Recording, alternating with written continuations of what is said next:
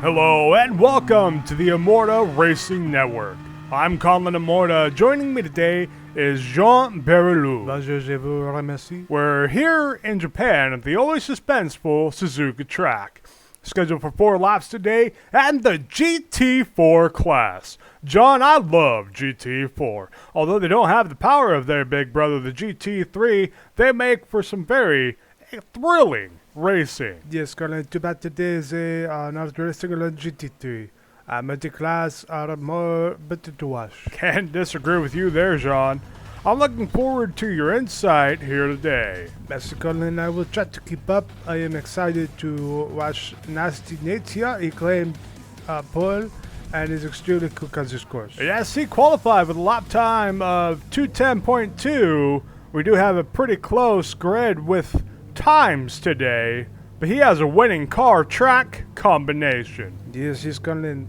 With only 4 laps, no pit strategy. Just go all out all time. That's right, John. The only strategy here today is push and don't wreck the car. Now, John, here with the GT4, the stewards have less tolerance for contact.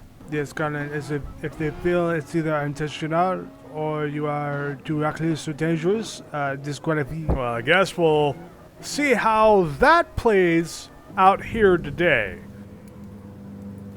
And we get away. Our race start is now. Nasty 8 in first place, coming up to T1 on this nice long main straight, coming up to T1. T1's a little tricky. You kind of have to go into it with a little bit of speed, then start braking for the second half of this long sweeping corner here. Now back on board with Miku Cricket 86. Ooh, a little bit of contact coming into the corner. And DDT goes off the track there. I'm not sure if it was due to the contact, but now we have Miku Cricket going off the track. Yes, Colin, unfortunate. Only lost a single place there. Trying to keep it under control for these tight technical escorts. And we have more contact with Fuke Smithy coming alongside him into the rear and pushing him wide. That was horrible. Now on board with Brown Beast. He qualified in third today, and then he's on GTR that goes wide. Oh, that's a big upset coming into there. Didn't time his braking point correctly there and goes a little bit too wide. I think it clipped the grass, and that's what started to slide. Now back in P6, he's trying to fight back into, oh my goodness. And then we had AKA Kersey, who was as well, I believe, in P4 starting into this race and pushes him out. What a heartbreak. Now from third, all the way down to 9th place. We Colin, it's he just needs to put his head down. It's bad luck on him with the race so far, but he just needs to get back in it and keep pushing. It's the only way to move. It's the only way to move forward. Back on board with AKA Kersey here driving the Alfa Romeo 4C. It's one of the faster, I guess I should say, cars of this track because of its handling capabilities. It may not have the top speed, but it sure does grip that track and set down some pretty fast lap times. Yes, Colin, that's very true. John, what's your favorite car here? Oh my goodness, AKA Kersey goes a little bit too wide there and just drops about 3 positions there with Brown Beast coming up to take the 4th away from him.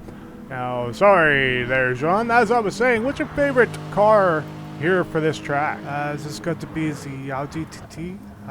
You can really push that car with front-wheel drive. Well, that's quite interesting. Joseph Stalin goes a little bit too wide on that corner there. T1 goes off into the AstroTurf. Really hard to gain traction on that AstroTurf, but he gets back onto the track coming up to T1. And we have DDT Pickle doing just about the same thing there, but goes for a spin. And then he gets disqualified by the stewards. Now, I guess we're seeing now that they're not playing around here. And as we saw there with Fuke Smitty going and causing contact between that Audi TT, we have the live race up there in the right-hand corner.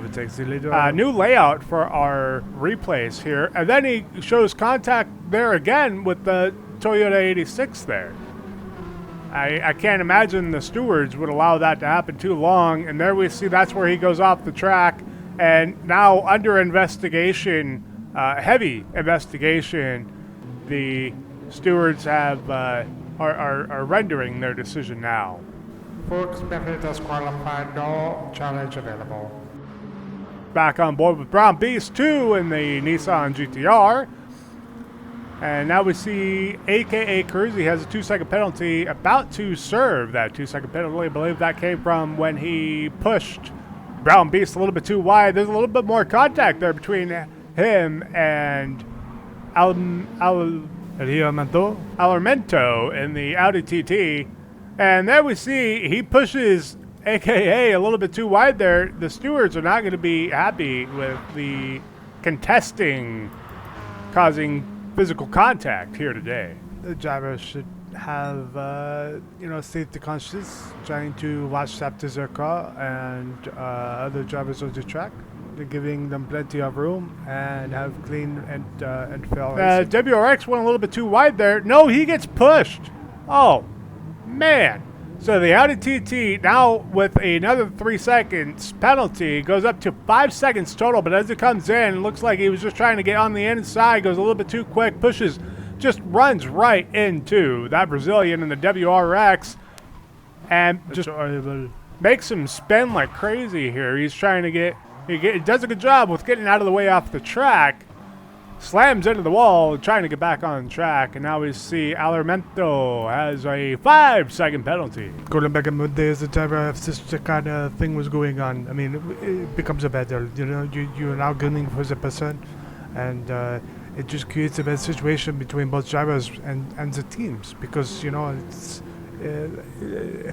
You don't want your car to be damaged too much, but at the same time, you can't let the drivers get away with this. So that becomes a little bit of an issue. Back on board now with MGB 2525 driving the Jaguar in 3rd place. On board with Aparado 86 driving the Corvette C7 and P2. And oh no, the Alamento is swimming right into the back of that 4C driven by AKA.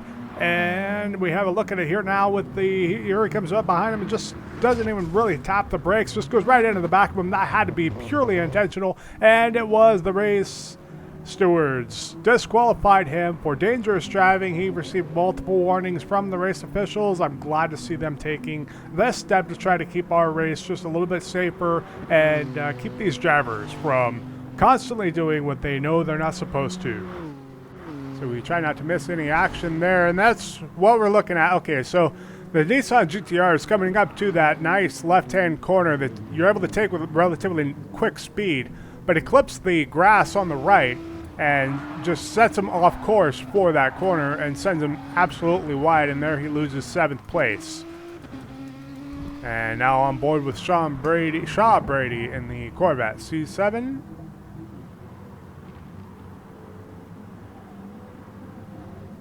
Trailing Zilrond in the Aston Martin, trying to take 4th place away from him. He's doing a good job keeping on his depth and trying to shake him up a little bit, as you would say. You know, Jean, it is really thrilling to see the team's name on that Aston Martin.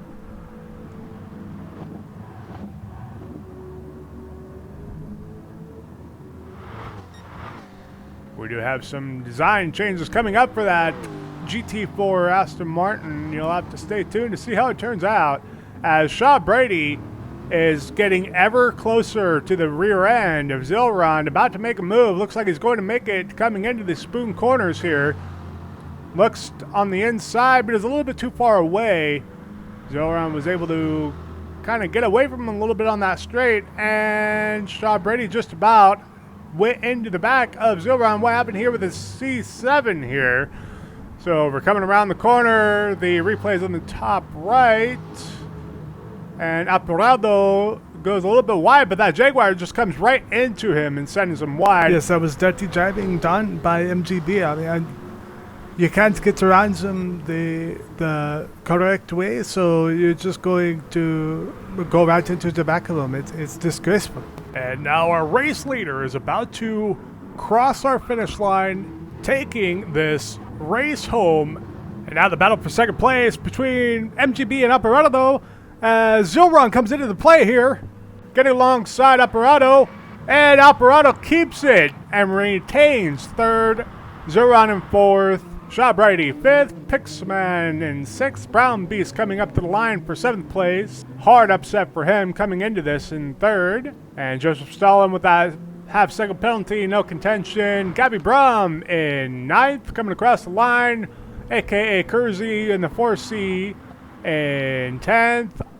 Osman Perez in 11th and 12th. We have Mike Serena. That concludes our broadcast here today. Again, the short one at Suzuka. Jean Perilloux is beside me today. Merci beaucoup, Colin. And thank you for having me here today. It was a delight. It was a pleasure having you.